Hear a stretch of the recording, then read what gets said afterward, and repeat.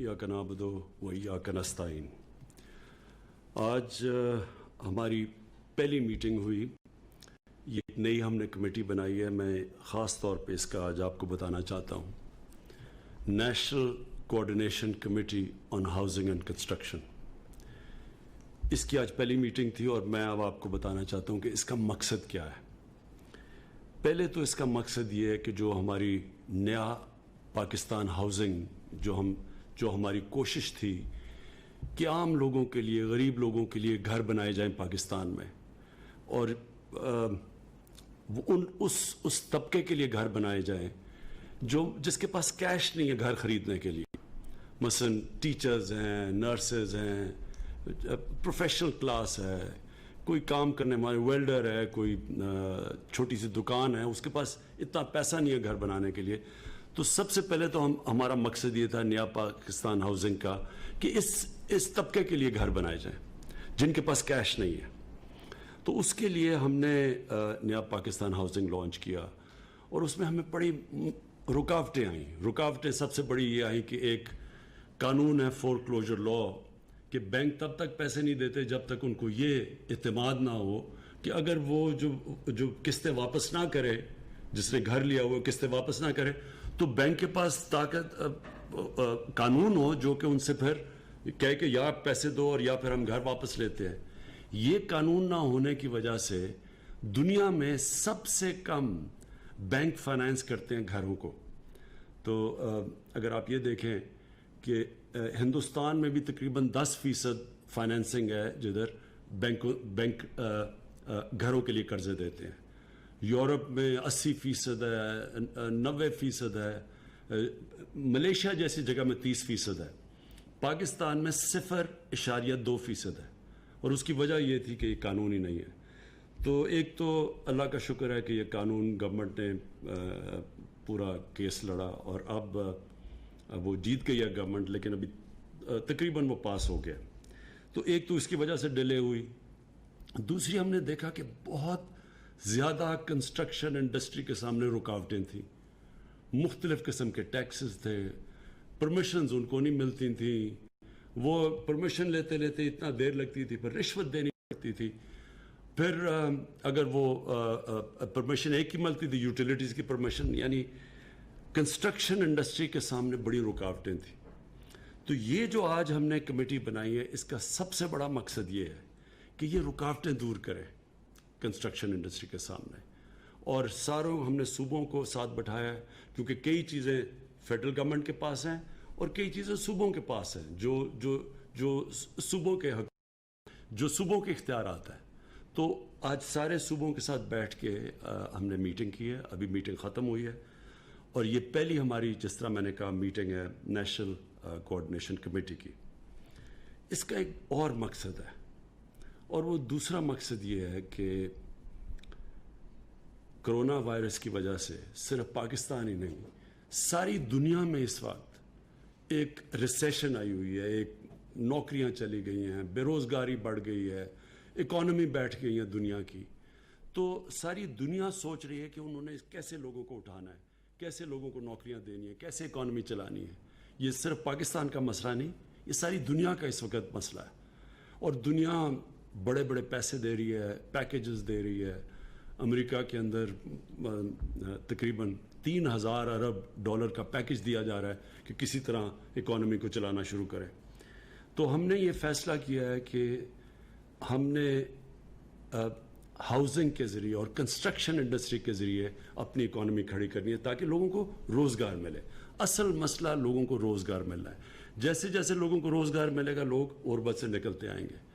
तो ये जो कमेटी बनी है, इसका दूसरा मकसद ये है कि जो भी कंस्ट्रक्शन इंडस्ट्री, अब एक तो नया पाकिस्तान है जो सिर्फ गरीबों के लिए, जो निचले तबके के लिए, जिनके पास पैसा नहीं है, उनके लिए है। दूसरा इसका मकसद ये है कि सारी कंस्ट्रक्शन इंडस्ट्री चलनी शुरू हो। तो ये जो कमेटी बैठेगी, जिसको मैं प्रिजाइड करूँगा और हर हफ्ते इसकी मीटिंग लूँगा, ये कमेटी मुसलसल हर रोज़ अब ये रुकावटें दूर करती रहेगी कंस्ट्रक्शन इंडस्ट्री के लिए भी, और फिर देखती रहेगी सूबों से कि क्या क्या मसले आ रहे हैं, क्योंकि कभी पाकिस्तान में इस तरह का काम पहले नहीं हुआ। और यही वजह थी कि अब तक ہمارے لیے بڑا مشکل رہا ہے کہ اپنی یہ جو نیا پاکستان ہاؤسنگ کو شروع کریں. تھوڑی شروع ہوئی ہے لیکن اس کو اس پیمانے پہ کہ جدھر ہم نے سوچا تھا 50 لاکھ گھر بنیں گے. تو میں اب یہ جو کرونا کی وجہ سے میں صرف یہ کہنا چاہتا ہوں کہ یہ اس وقت ہمیں جو ہماری انٹرنیشنل اوبلیگیشنز ہیں اس کے لیے ہمیں صرف 31 دسمبر تک ہمیں ٹائم ملا ہے. یعنی وہ جو کئی جدھر ہمیں جکڑا ہوا ہے فیٹف پہ اور جو کنڈیشنز لگائی ہوئی ہیں پاکستان پہ, ان سے ہمیں صرف اس وقت 31 دسمبر تک ٹائم ملا ہے کہ ہم یہ جو آج میں چیزیں بتانا چاہتا ہوں کہ اس طرح کی ہم کنسٹرکشن انڈسٹری کو انسینٹیوز دے سکیں. تو یہ میں بتانا اس لیے یہ ضروری بتانا ہے کہ میں چاہتا ہوں کہ آج ساری ہماری کنسٹرکشن انڈسٹری یہ سمجھ لے کہ یہ ٹائم ہے, یہ موقع ہے.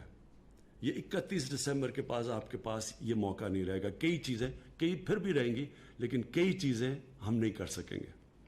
تو سب سے پہلے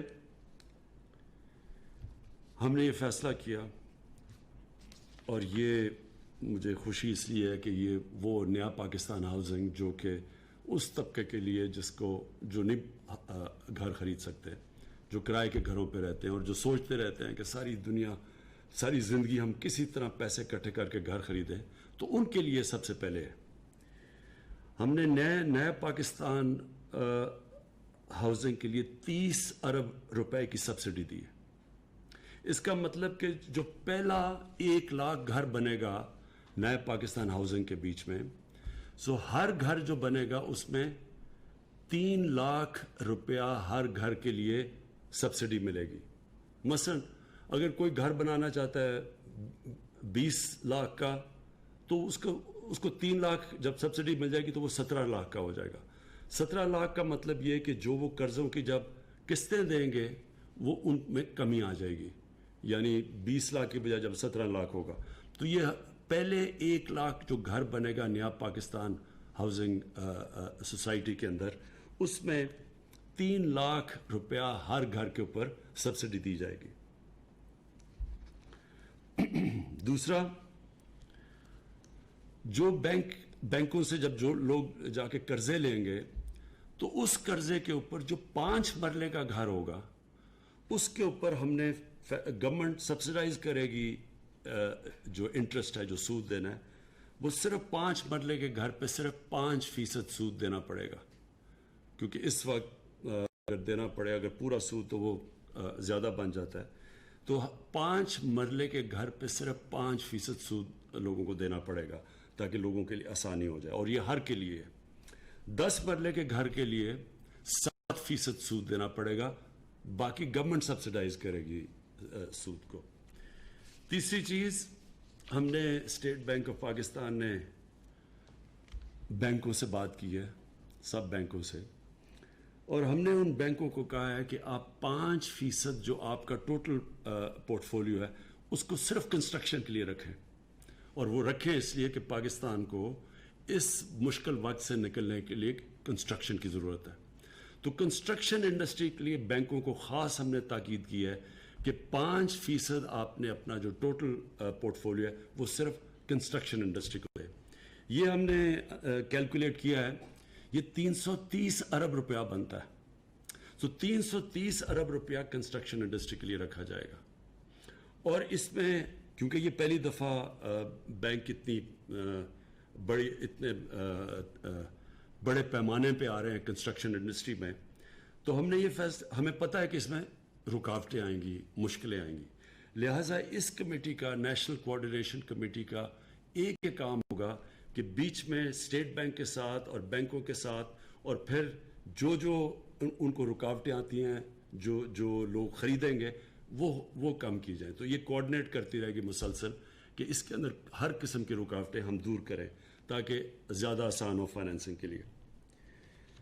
چوتھی چیز, اور یہ سب سے ضروری ہے اور یہ سب سے بڑی رکاوٹ بنی ہوئی تھی پاکستان کی کنسٹرکشن انڈسٹری کے لیے, ہم نے یہ فیصلہ کیا ہے سارے صوبوں کے ساتھ مل کے کہ ہم سب سے پہلے تو یہ جو NOCs ہیں جو ہر جگہ لوگوں کو بھاگا پھرنا پڑتا ہے NOCs کے لیے, وہ ہم نے بہت کم کر دی ہیں. تو بہت کم NOCs لینے پڑیں گے جو پہلے مشکلات آتی تھیں وہ نہیں لینی پڑیں گی. ہم نے بلکہ دوسری چیز ون ونڈو آپریشن کر دی ہے, اور ہر صوبوں کو ہم نے آج جو ہماری میٹنگ ہوئی ہے, ہر صوبہ ون ونڈو آپریشن کر رہا ہے. ایک پورٹل ہوگا, اس کے اوپر وہ جا کے جائیں گے, یعنی کم سے انسانوں کے پاس نہیں جانا پڑے گا, ویب سائٹ پہ جائیں گے اور ادھر جا کے ان کے سارے مسئلے حل ہوں گے گھر بیٹھے بیٹھے. اور یہ سب سے بڑی کام ہوگی, کیونکہ جو کنسٹرکشن انڈسٹری اور بلڈرز کو سب سے بڑے ہمیں ان کو کمپلین یہ تھی کہ جناب کبھی ادھر سے جاتے تھے, کبھی مہینے لگ جاتے تھے, سال لگ جاتے تھے. تو ایک ون ونڈو آپریشن. پھر ٹائم لمٹ ہوگا اپروولز کا. یہاں جب اپروول نقشے نہیں اپروو ہوتے, پھر وہ بھاگے پھرتے ہیں, کئی سال لگ جاتے ہیں سوسائٹیز بنانے میں. تو اس لیے اس کے لیے بھی اب ہم نے ٹائم لمٹ دے دیا ہے, اور مختلف جگہ پہ کہیں 30 دن ہے, کہیں کسی اپروول کے, یعنی ہر اپروول کا ٹائم لمٹ دے دیا ہے. اگر تب تک اپروول نہیں ملے گی تو وہ لوگ کام شروع کر سکتے ہیں. پھر ہم نے ٹیکسز ریڈیوس کر دیے. پروونسز کے ٹیکسز تھے, تو جب وہ ہر اتنا زیادہ جو ٹیکسز لگ جاتے تھے وہ کنسٹرکشن کے کاسٹ اوپر چلے جاتے تھے. تو یہ عام لوگوں کا بھی فائدہ ہوگا کہ سستے گھر بنیں گے, کیونکہ ہم نے ٹیکسز کم کر دیے. اور آخر میں پھر میں یہ کہنا چاہتا ہوں, اور یہ صرف اسی سال کے لیے ہے, اور یہ ہمیں صرف اس لیے ملی ہے کیونکہ کرونا کی وجہ سے, نہیں تو جو ہمارے انٹرنیشنل آبلیگیشنز ہیں یہ ہمیں نہیں ملی تھی پرمیشن. جو سورس آف انویسٹمنٹ ہے, جو بھی انویسٹمنٹ کرے گا کنسٹرکشن میں, جو بھی خریدے گا, اس سے پوچھا نہیں جائے گا کہ اس کے یہ فنڈز کدھر سے آئے ہیں.